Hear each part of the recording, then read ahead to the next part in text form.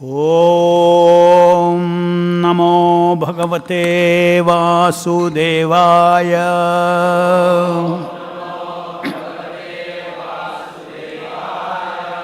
Reading from Srimad Bhagavatam, 4th Canto, Chapter 18, text number 20. Anye cha mayino mayam Antardhanadbhutatmanam Mayam prakalpya vatsamte Duduhu dharanamayim. Translation and purport by Srila Prabhupada ki jai.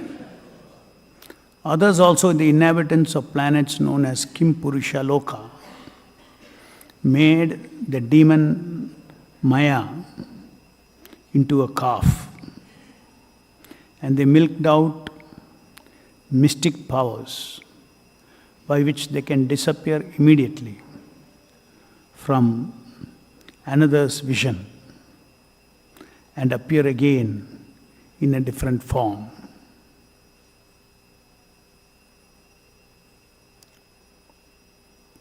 Purport.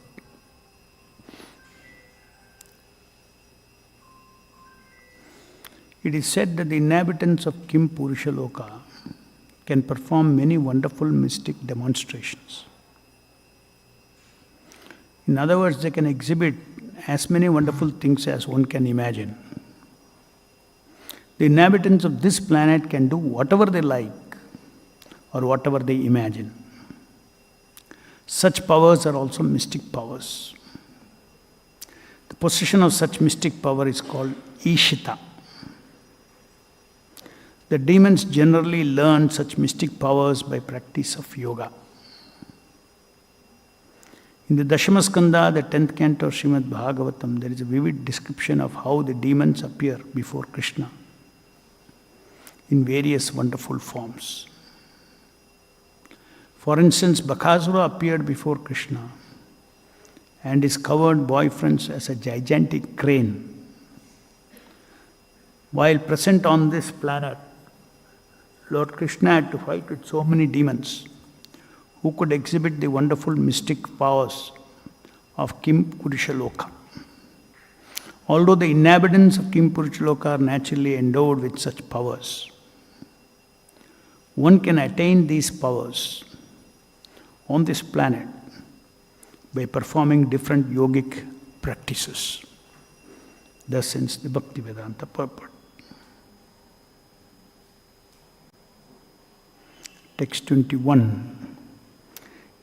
Yaksha rakshamsi bhutani pishachaha pishashitashanaha bhutesha vatsaduduhu kapale chatajasavam. Then the yakshas, rakshasas, ghosts and witches who are habituated to eating flesh transformed Lord Shiva's incarnation, Lord Rudra, into a calf and milked out beverages made of blood and put them in a pot made of skulls. Purport. There are some types of living entities in the form of human beings whose living condition and eatables are most abominable. Generally, they eat flesh and fermented blood, which is mentioned in this verse as Shataja Savam. The leaders of such degraded men, known as Yakshas, Rakshasas, Bhutas, and Pishachas, are all in the mode of ignorance. They have been placed under the control of Rudra. Rudra is the incarnation of Lord Shiva and is in charge of the mode of ignorance in material nature. Another name of Lord Shiva is Bhutanatha, meaning master of ghosts. Rudra was born from between Brahma's eyes when Brahma was very angry at the four Kumaras. Text 22. Tatayo hayadanda shukaha sarpanagascha takshakam vidhaya vatsam duduhu bilapatre vishampayaha.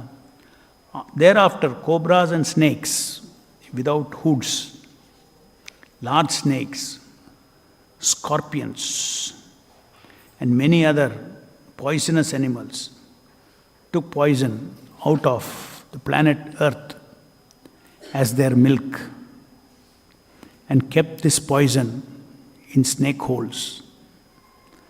They made a calf out of takshaka. Purport. Within this material world, there are various types of living entities, and the different types of reptiles and scorpions mentioned in the verse are also provided with their sustenance by the arrangement of the Supreme Personality of Godhead. The point is that everyone is taking his eatables from the planet Earth. According to one's association with material qualities, one develops a certain type of character. Pahyapanam bhujanganam. If one feeds a serpent milk, the snake will simply increase its venom.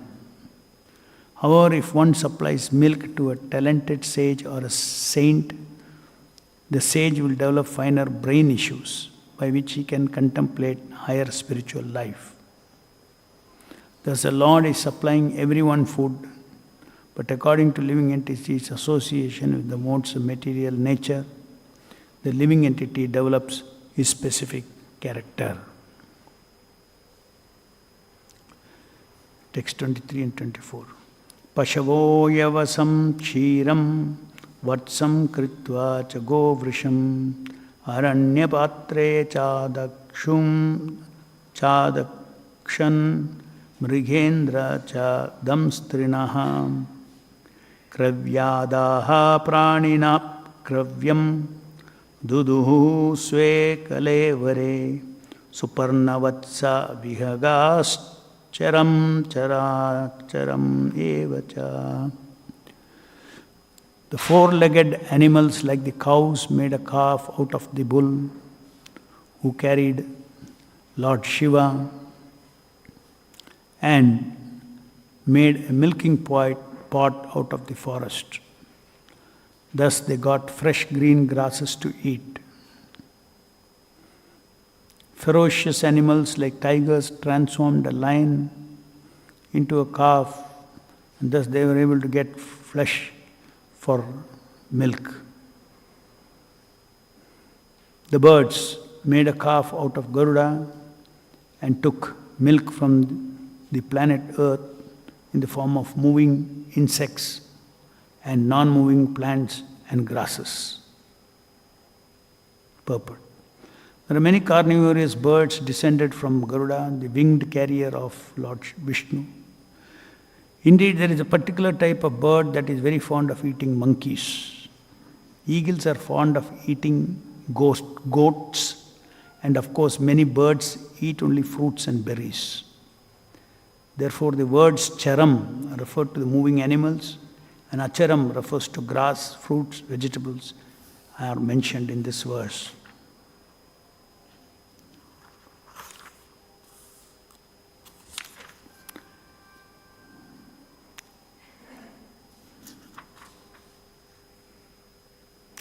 Vatsavatsavanapatayah pritag rasamayam payah girayo himavadvatsa nana dhatun swasanushu. The trees made a calf out of the banyan tree, and thus they derived milk in the form of many delicious juices. The mountains transformed the Himalayas into a calf, and they milked a variety of minerals into a pot made of peaks of hills. Sarve swamukya vatsena sve sve patre pratak payah sarvakama dugham prithvim duduhu pritubhavitam.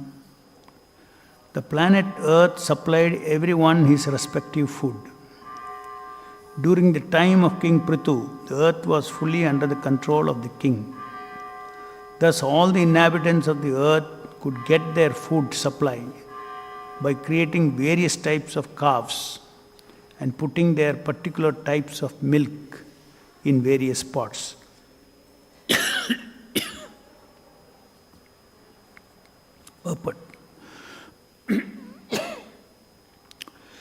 This is evidence that Lord supplies food to everyone, as confirmed in the Vedas, Eko Bahunam Yo Vidadati Kaman.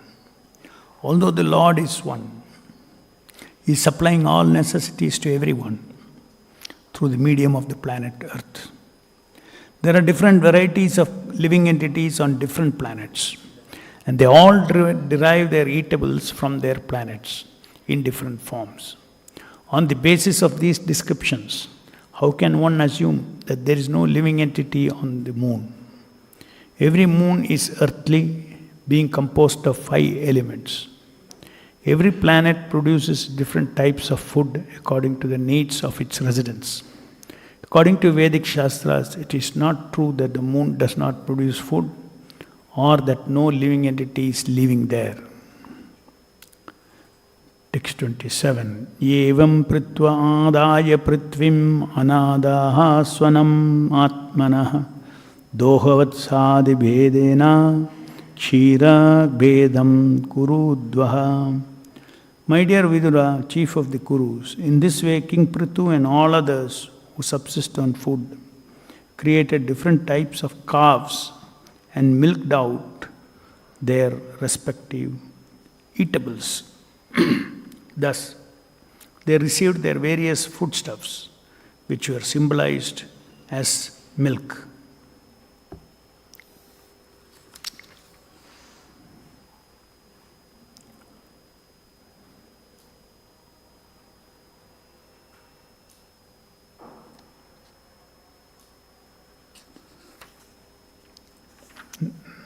Tato mahipati pritaha sarvakama dugham prituhu duhitrivet chakare mam premna duhitravatsalaha.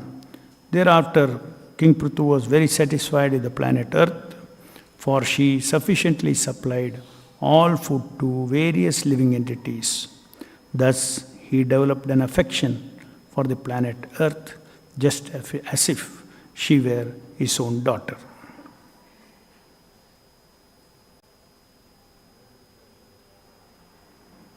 Churnayam swadhanuskotya girikutani rajarat bhumandalam idam vainaya prayaschakre samam vibhuhu.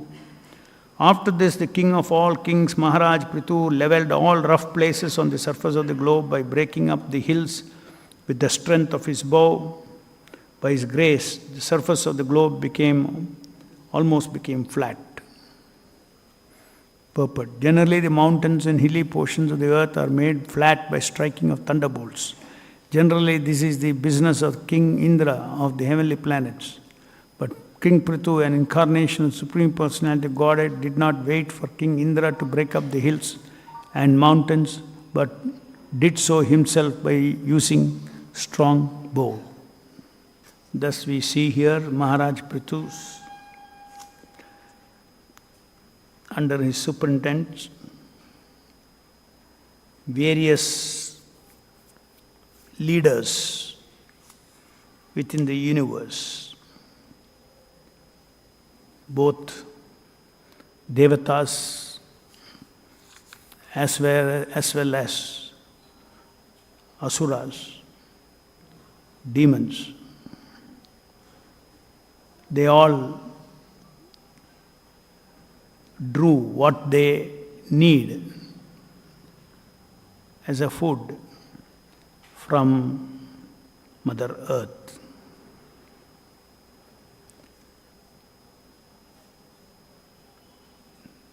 Their food Each one of these living entities from different planets, they had their respective food, which was different from ours. Just like Gandharva Loka, Apsara Loka, their milk took the shape of sweet musical art and beauty. They are absorbed always in art and beauty. They cannot live without that. Just like we cannot live without gross food.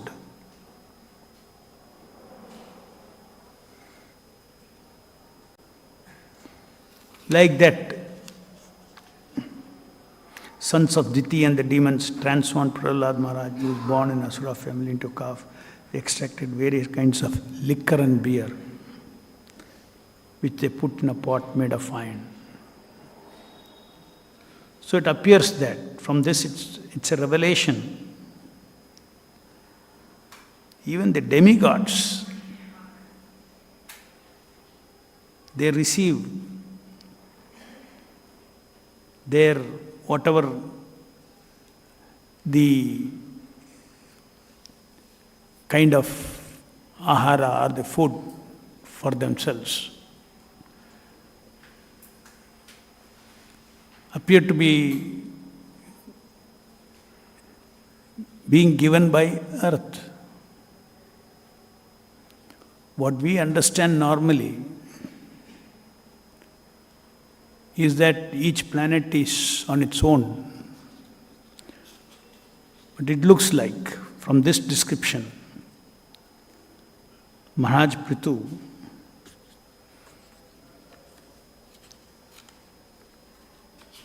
being the, here it is said,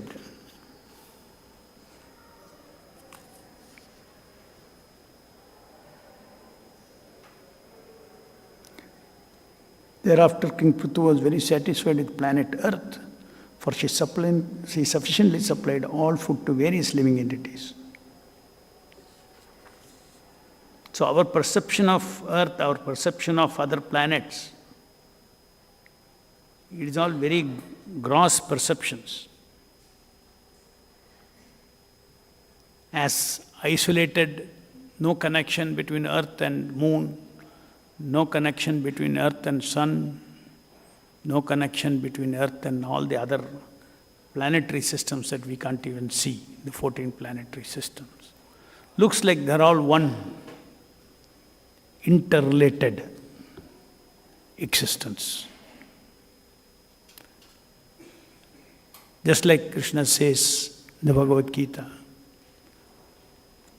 that you perform your sacrifices to the Devatas as prescribed in the Vedas, and then you receive from them what you want.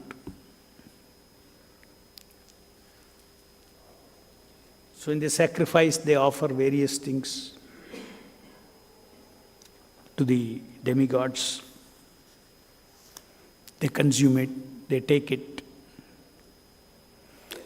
That means the food, even for the demigods, means to keep their existence going. Food keeps one's existence going. Is received from the earthly beings.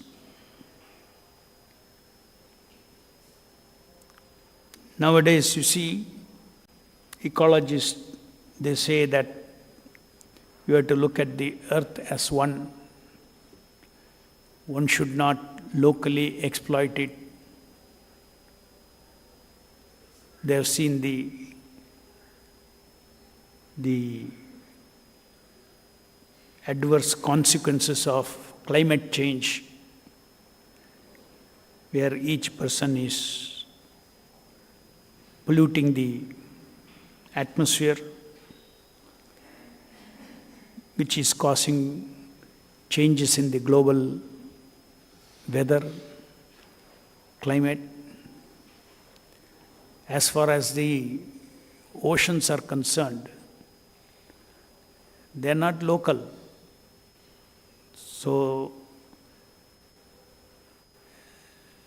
Ocean is spread everywhere, all continents, everywhere. So they respond not locally, they respond together. Yeah, the human beings today on earth, they're all in their small perception of their earth, or each of their own country.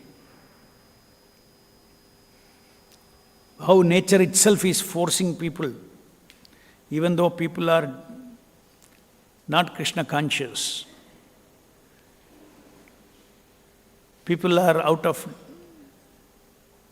fear of negative consequences in future. If the year after year or decade after decade, the average temperature on the planet for the living entities to live is going on increasing. This is the effect of climate change. And why is it? It's because man created automobiles, industries, they all, when they burn fuel, fossil fuel, they throw carbon monoxide, carbon particles, and other dangerous gases that rise up. And the earth is protected by nature's arrangement with the different layers of gases. It protected from cosmic rays, dangerous rays, regulates the sun rays, it filters through the sun. So this carbon monoxide and these gases, how many vehicles are running all over the planet? They all just throw it into the air. And then it goes and creates a hole in that covering. Huh? Yeah. And so that our screen, protective screen between sun and the earth's surface is getting damaged. So all the scientists have found out. And they're panicking, because if it goes on increasing, even if it is, let's say, half degrees or quarter degree, but as time goes on, it is worsening.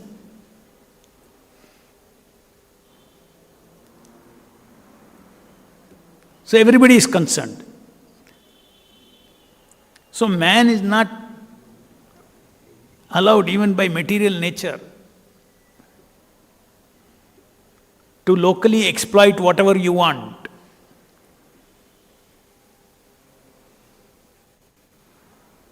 These poisonous gases emitted by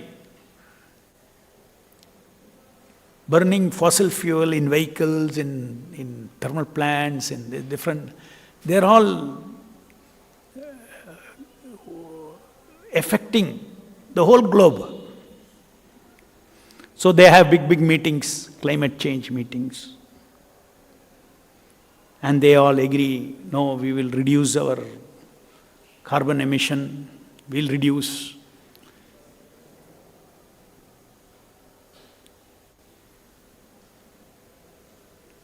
Already a lot of damage is already done, let's say by each, like developing nations like India and many other, except big nations, big users of this fossil fuel like America. They are the cause of this, in terms of large percentages of this poisonous gas emission is from the American soil. Now they're seeing the negative effect. And they're coming to all the other countries in the international meetings, they're saying, everybody should reduce, everybody should reduce. Anybody who who does not decrease the carbon emission by converting vehicles into electrical vehicles, will have to face the consequences. So 2 countries are fighting. All these years you have burnt and sent. Now we are just developing. And you want all ourselves to reduce carbon emission. So like this, you see, everywhere there is conflict. Basically, it is man's mind for exploiting material nature. This is not the system. Our perception of the earth itself is wrong. Even if you think the earth is a single body, now it's a very big revelation. Even if you think earth is one, it is also not independent. Means it is not what you see as an earth. It has connection with the moon, it has connection with the sun, now we see it has connection with all the... We already knew that what was the connection that demigods are getting sacrifice from here and then they are pleased. It is their food. So if you don't offer sacrifices, they will not, they have some powers in them. That powers they have to offer back here. Like Indra has to send rain, or he has to manage that process of, sending the rain. Ultimately, all processes are, as Prabhupada says, it's all Krishna's arrangement. Krishna's arrangement. So we can see how this, the Vedic view has the holistic understanding of the whole Brahmanda as an organization. And in the scheme of things, it looks like earth is very important, most important. As we saw that all the different beings of different planetary systems, they came to milk what they want from Mother Earth. These perceptions are all totally unheard of, or we cannot conceive. But from this we can conclude that it's a huge organism, not that each is independently running. And that huge organism is, what is that organism? We can only understand from the descending process. This is called true knowledge, even about the material knowledge. Unless you know the total organism, unless you know the total watch, you will not know. Something goes wrong. Which part has gone wrong? Your minute hand and hour hand may stop. But unless you know the entire system, you will not know which part has gone wrong. You cannot repair. So from the Vedic perspective, we can see here how, when there was crisis, the Lord sent Prthu Maharaj to set right things. We are not only beings on the earth, beings on various planetary systems have received their different forms of food on which they survive.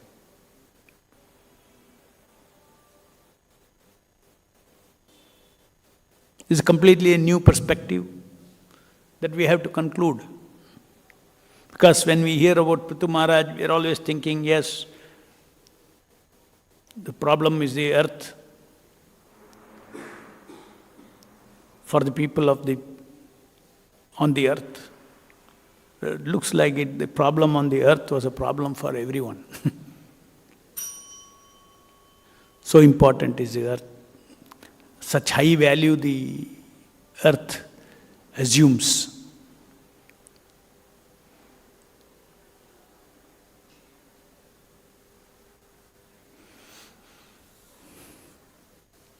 as we discussed yesterday, modern knowledge is fully gross, study of gross matter. And that is why they cannot explain anything. They can explain very few things. For instance, can they explain what is a feeling? They cannot explain. Okay, from matter, how it came.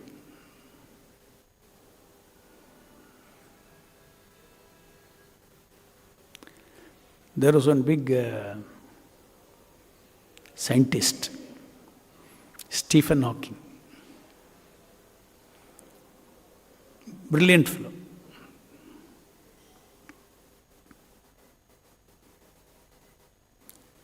So many big cosmological theories, all that he proposed.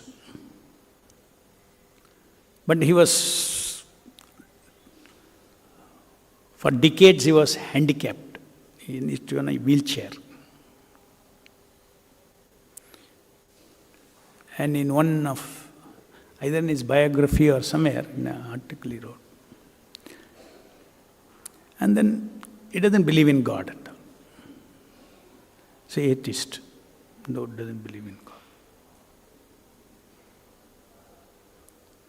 So much theorized how the cosmic world,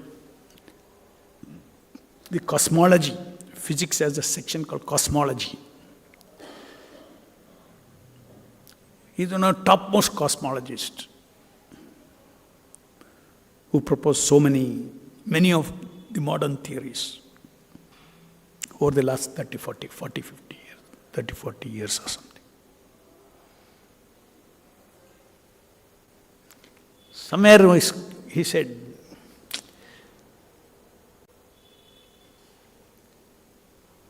I don't understand one thing. I don't understand this lust. I don't understand why against my will I get attracted to opposite sex. He's handicapped. But subtle body there, no? We can explain all that. You must have advanced yourself in your intelligence, mathematical intelligence, physics intelligence. But you are not advanced in your spiritual intelligence. Just like by physics intelligence and mathematical intelligence, he has built the cosmological model of what is this universe, at least what is the visible universe. But he had zero knowledge about the inner world, the inner energies, the manas energy, buddhi energy, and ego energy. Manas, buddhi, ahankara, ego energy. Our ego is all one chunk of, just like Panchabhuta. My body is Panchabhuta. The world is, outside also you see universal Panchabhuta. From that Panchabhuta, me as a soul, I am in control of this body, this much Panchabhuta. You are not Panchabhuta. I have got this much chunk of Panchabhuta. You have got that much. You have got that much. You have got that much. Exactly in the same way, the soul is sharing the universal ego, universal mind, and universal, these are all elements, mind and universal intelligence. According to our karma, I am sharing little Panchabhuta. I am sharing little manas, buddhi, ahankara. And what do I do with this? I try to generate different types of rasa by using this body and interacting with the rest of the Panchabhuta, rest of the earth, water, rest of the manas, buddhi, ahankar. So all the egos we see in this material world is part of matter. It's called ahankara.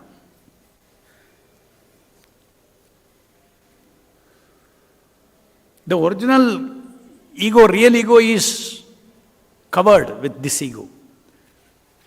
The real ego is something else. I am servant of Krishna. That is not awakened. You wanted to do something your real ego cannot do in the spiritual world. Therefore, duplicate ego has to be created. A facility is created for you to ego and identify yourself as, oh, I am this matter, I am this body, I am my material mind, I am my material intelligence, I am my material ego. So spiritual advancement means to first to become detached from the concept that I am this gross body. That is only beginning. I am not this intelligence. Because these are all in Prakriti. I am not this mind. I am using this mind. Mind, intelligence, ego is designed by the Lord to create a duplicate personality kind of personal life in this material world. That is why it is said the soul actually never get even a scratch in the material world. He goes into deep slumber. And in that, just like when you go to sleep,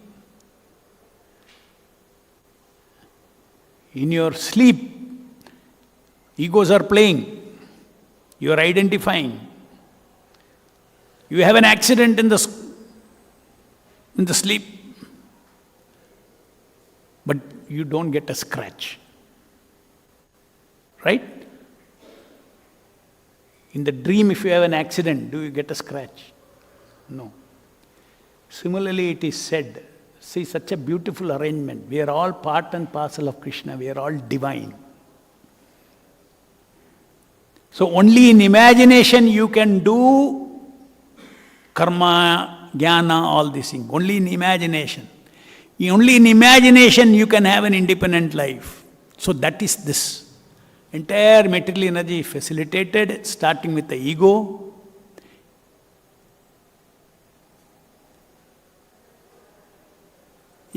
And its mind, its intelligence. As we discussed yesterday, how even within this body, there are different slices of ego, intelligence, and mind.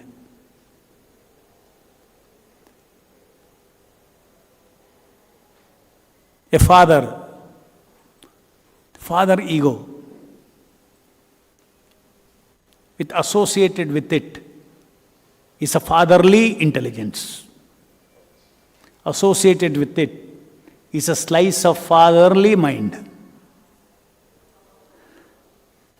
And all these father, mother, one person is a father to somebody, mother to somebody, wife to somebody, everything. Right? The gross body is common.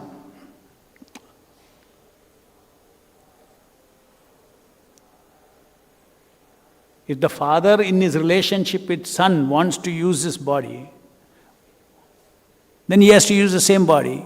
If the father with his wife has to deal with something, the same body is used. That means within all the different personas in the body. Personas are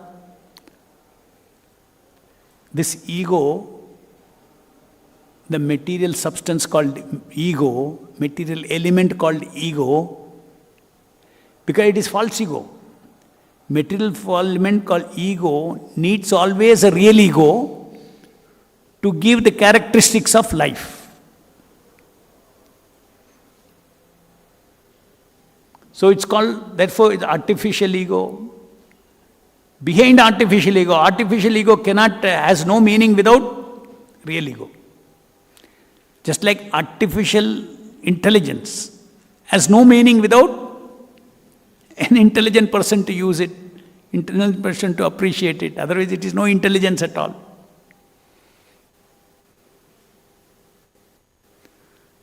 So, spiritual realization, awakening, means to awaken my real ego and the eternal servant of Krishna. So, we start developing that kind of a ego. You don't have to develop, if I am servant of Krishna, why I have to develop a ego? Question comes. Yeah, when you awaken, then to awaken that, you have to develop in your material chittam a pure ego. In the material world, act as a servant of Krishna. Act in this material world as if this is spiritual world. In the spiritual world, you live without exploitation. You live in the consciousness of Krishna consciousness. So Krishna will facilitate through his various incarnations. I will come and live with you. I will become the deities. I will, every sound, just utter that I am there with you. So within one's consciousness, internal consciousness, one can create a spiritual atmosphere by favorably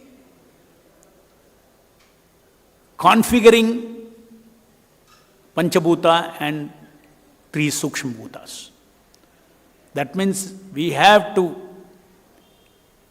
engage, keep our body and mind pure, as if it is spiritual body.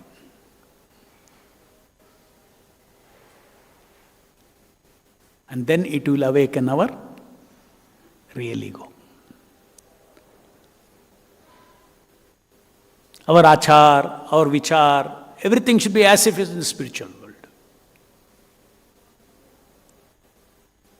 And that is why you don't have to imagine I am there. Prabhupada says, wherever the deities are there, Vrindavan is there.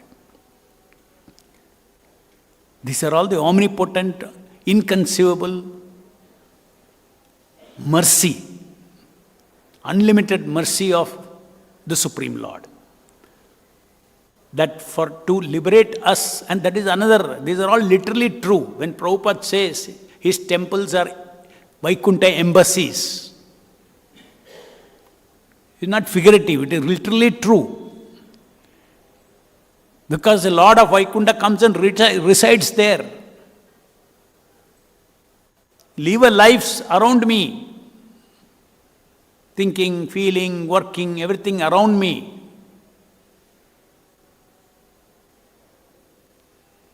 Automatically you are utilizing the human body, which is made up of this Panchabhuta and 3 Sukshma Bhutas, to awaken our consciousness, original consciousness, real ego. Like a tuning fork. In our school we have studied tuning fork. You vibrate one tuning fork and you go near it. Then this also starts vibrating. But if it's natural frequency, let's say a tuning fork of another size, you strike this, bring it nearby, there's no resonance. Only when a same identical thing is coming here, then it will resonate. Right? This is how awakening happens.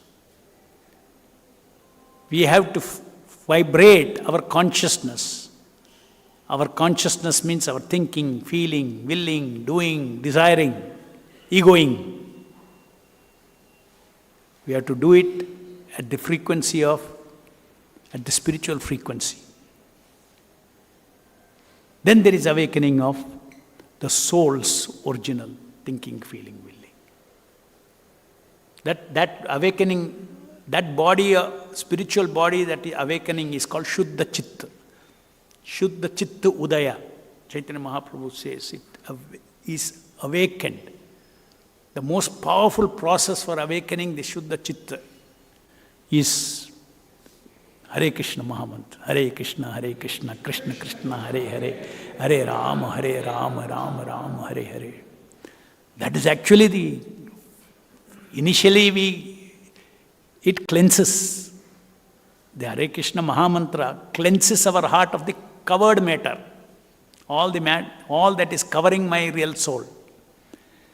Then Chaitanya Mahaprabhu says, it awakens your Shuddha Chitta.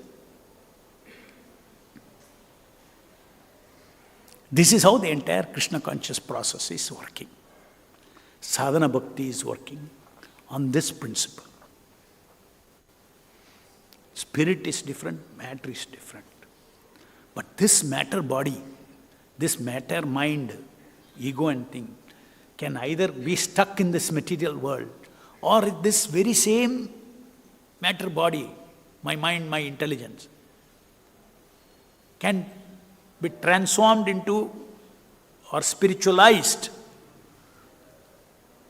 Spiritualized means it will vibrate in the natural frequency of our spiritual mind, spiritual intelligence, spiritual body. Then we awaken. Then we get eternal consciousness. Eternal Krishna consciousness. Now our Krishna consciousness is not awakened, but we are Krishna conscious. Just like in a dream. You are sleeping in a dream. You are sleeping and you are having a dream.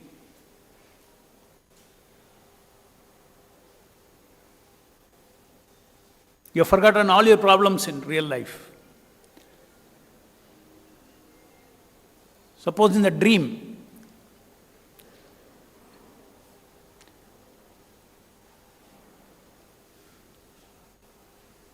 your real problem also is experienced.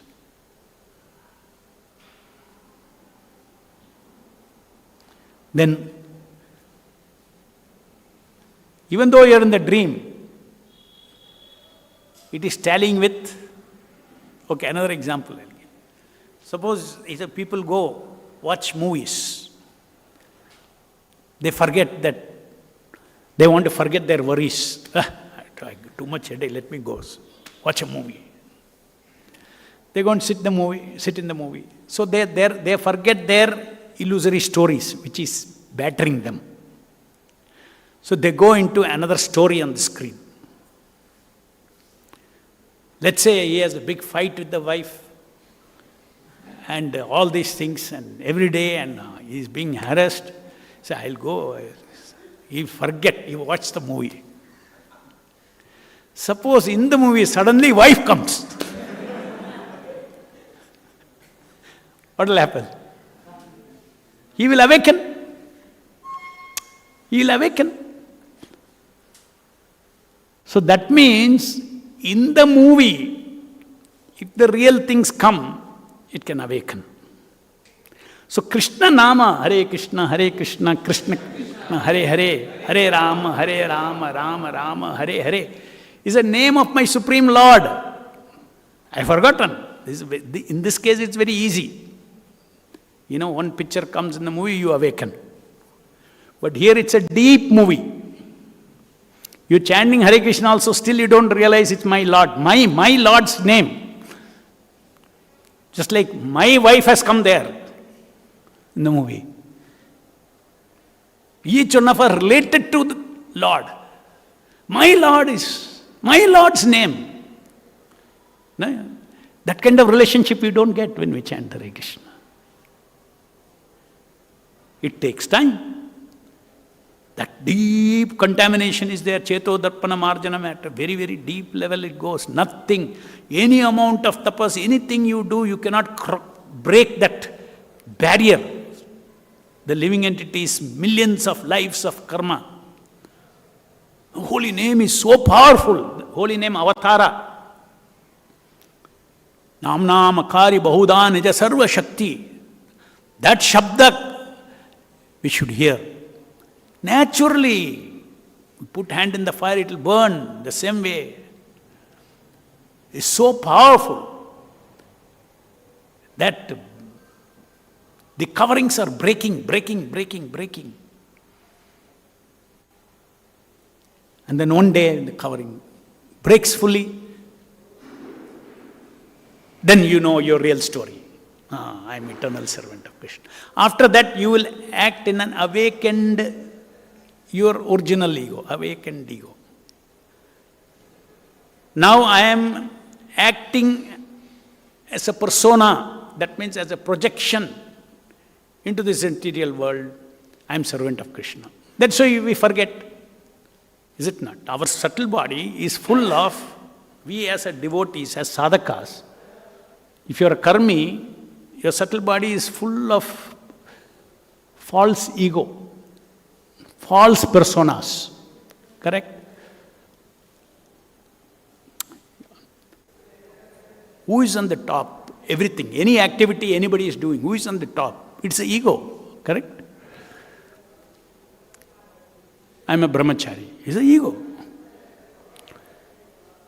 Moment you come, once you say brahmachari, then I am brahmachari, then brahmachari desires, then brahmachari thinking, then brahmachari feeling, then brahmachari willing, then brahmachari doing, then brahmachari rasaing. Correct? Top is who? I am brahmachari. So Chaitanya Mahaprabhu says, you are not a brahmachari, you are not a sannyasi, you are not nothing. You are eternal servant of Krishna. So here we have to practice giving up all this sarvopadi vinirmukta tat paratvena nirmalam. These upadis are all personas. So we are acting in the material, we are engaging in devotion service with a positive, with a favorable ego. That is not your real ego. Your real ego is pure, blissful. Now we become devotees. So slowly, many of those faults, we only have cultivated, all the personas are homegrown. False ego is not anywhere from outside. We have got the facility to ego as a false self. It is our activity. When I do repeatedly, one fellow is set up, ahankara is set up in my head. I am this, I am that is set up. We only have, just like you cultivate this plant, that plant, then you get the fruit of that. So we only have cultivated so many personas and we have put it in our subtle bodies, sukshma sharira. So the process of bhakti yoga is cultivate the real one. I am servant of Krishna. It is not that when you are acting as a servant of Krishna, it is your awakened ego. Doesn't matter. Now, empty your chittam, full of self-centered personas, egos. There are two kinds of self-ego you can have. What is that? Two kinds of self-personas you can have in your chittam. Soul is aloof. The soul can expand into two kinds of personas. One is real, one is false. Before becoming a devotee, you have only all false personas. Once you become a devotee, you start planting seeds and real personas, many. I am servant of Krishna, I am everywhere. I am business, a servant, Krishna's businessman, I am Krishna's temple president, I am Krishna's this thing, for service. I am brahmachari for Krishna, etc. Like that. I am not brahmachari. I am brahmachari role playing for Krishna. My ego as a businessman is not I am businessman. I'm role-playing in a persona as a businessman. Because in this material world, any action you have to do in the form of a persona, in the form of an ego.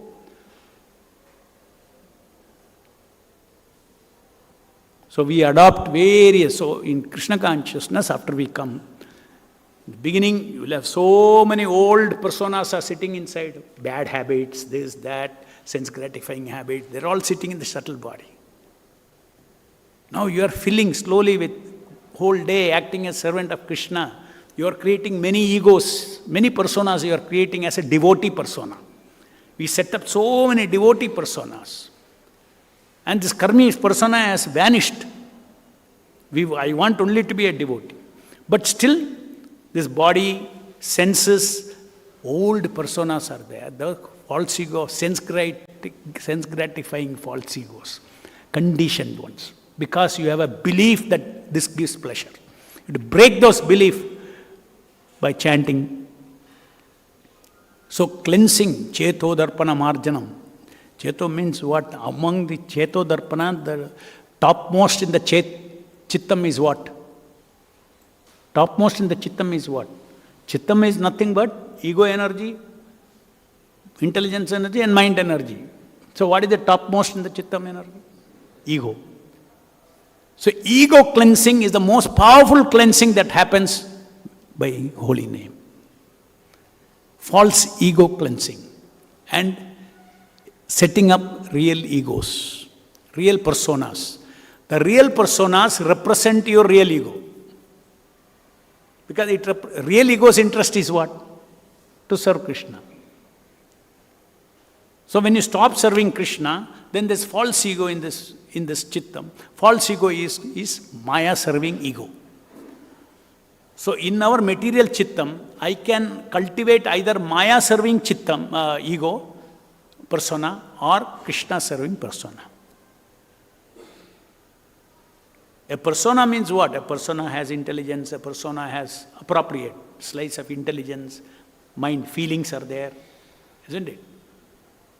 Buddhi is there, feelings are there, emotions are there, each persona. As I explained yesterday, instead of controlling feelings, you control the persona.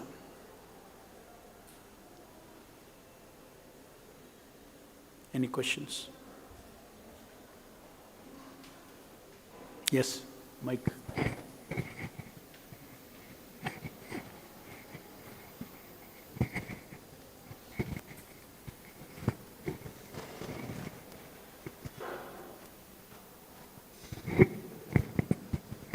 Hare Krishna Prabhu. My question is about Ajamila. He was practicing worship of Narayana Sila and he was mindful in his worship. And at the time of death, he did two things. One is he chanted loudly Narayana's name. And the second thing is he chanted helplessly. So these two things in the foreground. And in the background, his memory was not on Lord Narayana, but his son named Narayana. And so whatever we practice during our lifetime, same thing we will get it at the time of death. So his practice was mindful, but his memory was not on Lord. And also I want to understand how that weight of helplessly chanting. We are also loudly doing Sankirtana, but we are not helplessly chanting. And the thing is, materially satisfied person may not utter the chanting with the quality of feeling. So can you help me understand this? You already understood. No, helplessly chanting. You have explained it. Yes, when you chant helplessly, you see, feelings are closer to intelligence. The chittams, feelings, are closer to Atma than Buddhi. So, when we are practicing devotional service, which means what? egoing for Krishna, thinking for Krishna, feeling for Krishna, willing for Krishna, or thinking connected to Krishna, feeling connected to Krishna, willing connected to Krishna, doing connected to Krishna. So Krishna connected, egoing, thinking, feeling, willing. So when we are practicing sadhana, according to our different past, the thinking, past thinking is there, past feeling, past willing. Some of them may be, due to our past thing, may be more fine-tuned towards Krishna consciousness. For some people, that feeling, it's all due to the past lives. It may be fine-tuned closer to this.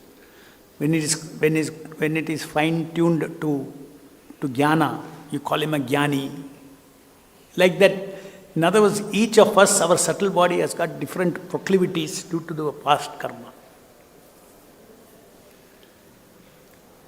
Of all these, the feelings because the original feeling of the living entity is the cause for coming here into this material world. It is not thinking, it is a feeling. Forgetting Krishna is a feeling. Remembering Krishna is a feeling. Forgetting your Lord is a feeling. It started with that. Forgetting Lord, that every moment when we are not remembering Krishna, every moment we are doing activity in the material world out of false ego as an independent entity, we are actually practicing at the spirit level. It is a negative feeling. Okay? It is betrayal of the Lord. That we are not aware. But in essence, it is betrayal of the Lord. Being a sense of being independent in existing, a sense of independence in living, a sense of independent self-protection, a sense of independent self-providing. I will earn what I want. A sense of independent self-maintenance. I will take care of myself. Because Jiva eternally is maintained by the Lord, provided by the Lord, is protected by the Lord. That is the truth. Even now, even in the material. In all states of existence we need, because we are not independent. We are amsha. We need to be maintained, we need to be protected, we need to be provided. So this feeling of helplessness is very close to awakening. So therefore if you see, Bhaktya Mam Avijanati, everywhere Krishna is said in the Bhagavad Gita, okay, knowledge and all I have given you. Forget all these things. Sarva dharman parityaja mam ekam sharanam vraja. Just surrender unto me.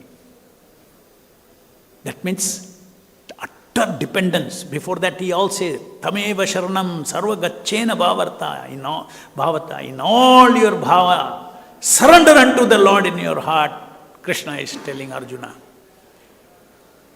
So he is in the Bhagavad Gita, Krishna, the essence when it comes to the essence, he is talking about direct your feelings towards me.